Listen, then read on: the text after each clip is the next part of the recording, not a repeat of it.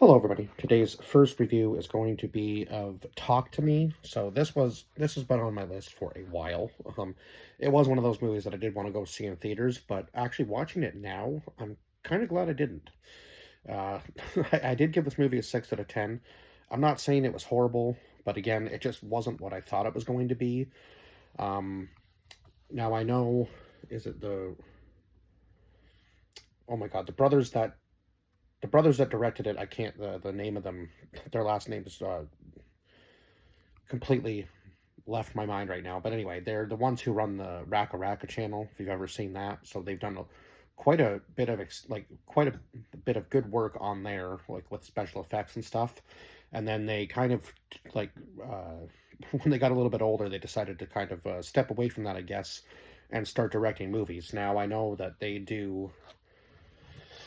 So they did this one, and then I believe they did one. They did another one. Why can't I think of the title of it? It's probably on my list somewhere too. But anyhow, and then Obsession was by Curry Baker. So it seems like they have some competition now in the field. Is it Curry Baker or Curry Barker? One of the two. So forgive me for forgetting names right now. But anyhow, yeah, this movie just wasn't what I thought it was going to be. I thought it was going to be a little bit more horror based. Not to say that it didn't have its moments, but I just was expecting a little bit more of like the jump scare type thing. Now, I am one of those people who, like, as far as paranormal movies go, it's not really my forte. I guess I'm more in like the slasher genre as far as like horror movies go. I'm not saying that there can't be some good like paranormal movies out there. Like the first Paranormal Activity, great. The first Conjuring movie, great. But then it seems like they kind of ride in the coattails of the first one and then just kind of make like a whole bunch of sequels that just don't have the same effect as the first movie. And I know there is a second movie coming out of this one, so I guess I will be watching it just because I want to see if there's any like improvements from the first movie. But and I mean, it's their first movie ever like that they've done, so I have to give them credit for even stepping into that field because that's a big jump from like YouTube videos to having your movie picked up by A24. So, I mean, but it must have done fairly well in theaters for them to be directing a second one because yeah, if I think if the movie had flopped, obviously they probably wouldn't have even continued on with it, right? So we'll go over the cast list. So Sonny Johnson, who played Duckett, Sophie Wilde, who played Mia, Marcus Johnson, who played Max, Joe Bird, who played Riley, uh, Alexandra Jensen, who played Jade, Miranda Otto, who played Sue, uh, Zoe Tarakas, who played Haley, Chris Aliso, who played Joss, Otis Ponji, who played Daniel, and Ari MacArthur, who played Cole. So yeah, all of these were like pretty much brand new actors as far as I know. Like, and it was an Australian film, so it was a unique movie. It just there was a lot of stuff that I feel like they could have just done a little bit better, maybe. I don't know. I just yeah, it was just weird because it was more on like the thriller side of things, I guess, as opposed to really like a deep dive in horror. Not to say that it didn't have its horror elements, but it was more psychological. I was expecting something totally different, I guess, and this is what I got. But so the film opens with a kid named Duckett stabbing the person who comes to pick him up from a party, and then he ends up just stabbing himself. Um, so Mia is basically our main character. It seems like she lost her mother uh, at a pretty young age. I'm not like exactly sure, and all she has left now is her father. Um, and it seems like she may have been like a little bit of a drug addict at one point, or maybe an alcoholic, or maybe a little bit of both. Because Jade's mother seems to kind of be skeptical about having her around, right? Um, so then I guess one of Jade's friends, Haley, has this video thing going around of like this challenge that they're doing, and of course Mia's kind of like on the fence about it, like doesn't really think that it's real. So of course Jade wants to try to prove to her that it is. So her, Jade, and Riley, uh, or sorry, her, Mia, and Riley go to this party that Haley's hosting, and basically it's this like embalmed hand, I guess. It's like dipped in plaster or something, and it's supposed to be able to make you like talk to the dead or spirits. So each one that you see is going to be different. Like each time you touch the hand, it could be a different spirit. And then when you touch the hand, you have to say, talk to me, and like let, I guess then you can kind of like converse with the spirit. And then the words you say after that are, I let you in. And then you, I guess, like you, the spirit can kind of like take over your body and you kind of become one with that spirit. So it's a cool concept. Um, but then I guess everybody who kind of touches the hand eventually goes crazy, right? And of course, it kind of becomes a little bit of an obsession for Mia, really, throughout the movie. Um, and eventually it gets to the point where they go over the time that they had originally said that they were allotted, right? Like 90 seconds is supposed to be the max time, and they seem to have a very hard time getting the hand away from Mia when she's holding it. So they did go a little bit over 90 seconds.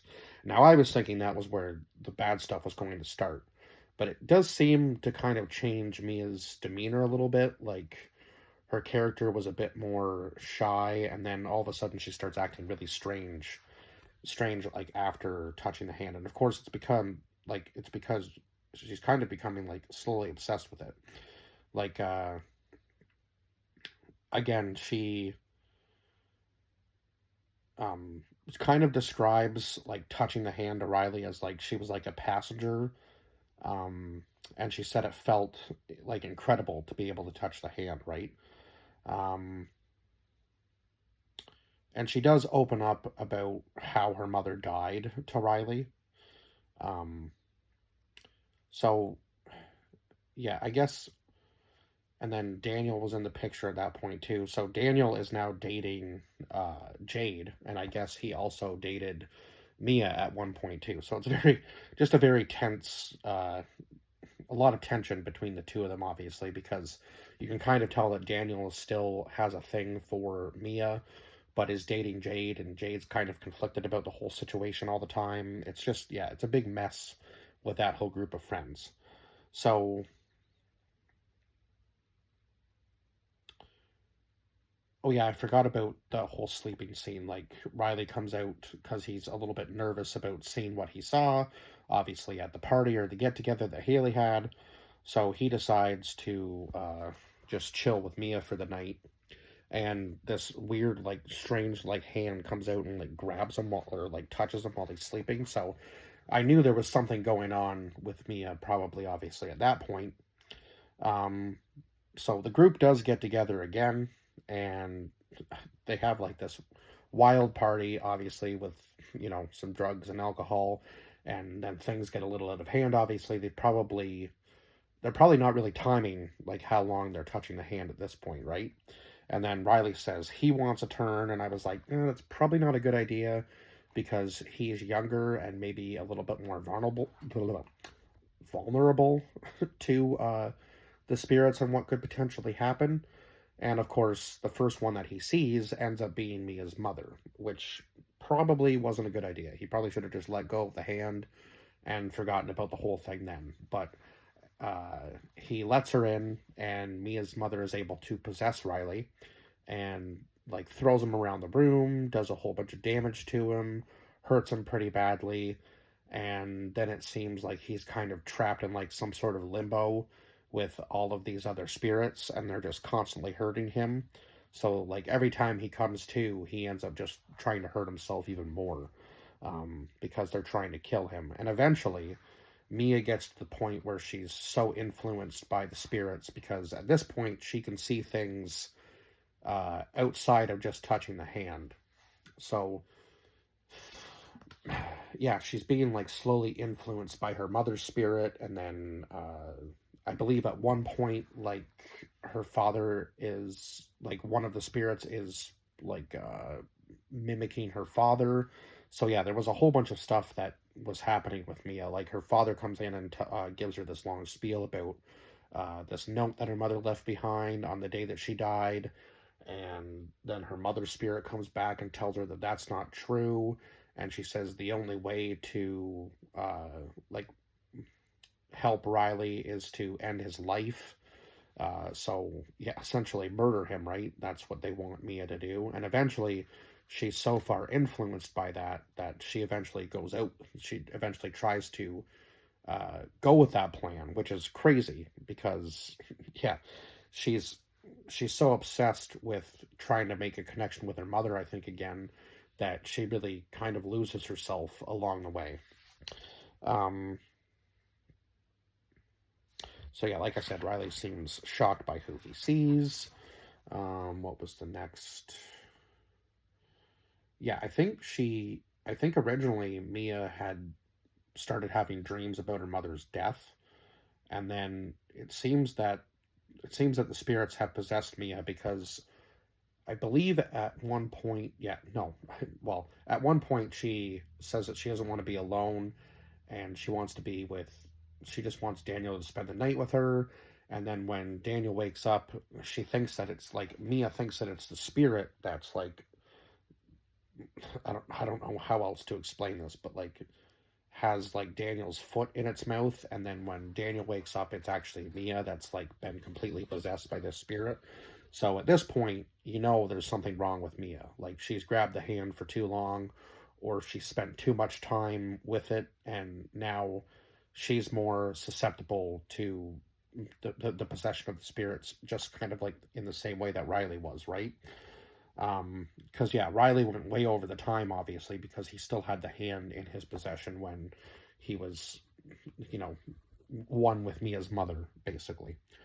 So it seems at this point that Riley's mother is able to possess Riley from a great distance, or at least that's how I saw it. But I guess he also was being tortured by the other spirits. So eventually the group has to go and talk to Duckett's brother Cole and figure out exactly like how to fix things, of course. Uh, Now, Cole kind of says, you know, to Joss, you know, how many more people's lives are you going to ruin, sort of thing, right? Because clearly, obviously, he's already lost his brother due to this hand, right? Because his brother was so, um, like, kind of the same thing that's happening to Mia. His brother became so obsessed with the hand that that's all he ever wanted to do, and then he kind of feels like nobody really cared about his brother. That like even at that party, you could kind of see like they just left him alone, and eventually things just got way out of hand, and he ends up stabbing his brother and then himself, right? Um, so yeah, like I said, Mia's father sits down and then talking about the note that her mother left, and then she finds out that that's a lie, and eventually it becomes kind of hard for Mia to even tell like fiction from reality, and she ends up actually stabbing her actual father, just because of all of the chaos that's happening between the spirits and real life. So it's hard for her to depict which is which, right? Um, so at this point, Mia's mother has completely convinced her to kill Riley at this point, right? Um, So Mia tries to convince Jade to come to the house, and of course, I think yeah, at that point, Jade notices that the hand is still there, so she notices. So obviously now she knows that Mia is posing some sort of danger, and Mia can see the spirit, I guess, that is most powerful, or that is most taken over um, Riley's body at this point. So she goes to push him into traffic and actually ends up. Now, I'm not sure if it was like, I guess Jade catches up to her, so Jade must have pushed her, and I just kind of missed it, I guess, for a split second when I looked away. But yeah, anyway, she ends up being the one that gets hit by the cars, and I don't even think she realizes it at first when she gets up. But then suddenly she's in the hospital and she can see her father walking away.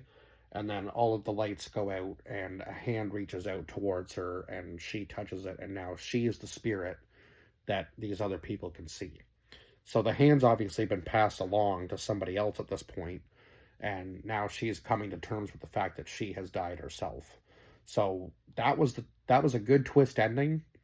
but it just wasn't enough to save the whole film for me. Not to say that this film didn't have its moments, like it definitely had its tense moments and some good things in it, but it just seemed to be, yeah, I guess I don't know what other way to describe it than just not exactly what I was expecting. Um, but yeah, it seemed to get some pretty good praise. It just wasn't my favorite movie of all time, I guess. But yeah, I will probably watch the second one just because I want to see where this goes. But yeah, I just feel like I guess maybe the paranormal movies just aren't my forte for the most part, and maybe that's why I'm a little bit more on the side of it just wasn't as good of a movie as I thought it was going to be. Yeah, it just seemed like a lot more from the trailer, I guess, than what actually happened in the movie. But yeah, I was just expecting a lot more jump scares and a bit more kind of on that side of thing, I guess. And I'm not one for, you know, like, and I wasn't expecting anything like cheesy as far as jump scares went. But yeah, I just didn't feel like on edge or tense in this movie. It was almost kind of like formulaic, like you kind of could potentially see what was going to happen for most of the movie until the very end, obviously, when Mia dies. That one kind of got me a little bit. I was like, okay, it's a good twist ending. I'll give them that. But other than that, yeah, I was just kind of like, meh. Like it's a good one time watch, but I don't think I'll go back and revisit it. I said that probably about the last couple films, but anyway, I guess I guess some of them are just hit and miss, right? Like can't not every film is going to be good for me, and everybody has their own opinion, like I've said in several videos before. So again, don't just take my word for it. Go watch it for yourself because yeah, your views of this movie are going to be totally different than mine, or they might be the same. I don't know. But anyway, yeah, always watch the movie for yourself. Don't listen to other people's opinions because everybody's going to be different. But anyway, yeah, 6 out of 10 for this movie for me, and I will see you guys in the next review. Bye bye for now.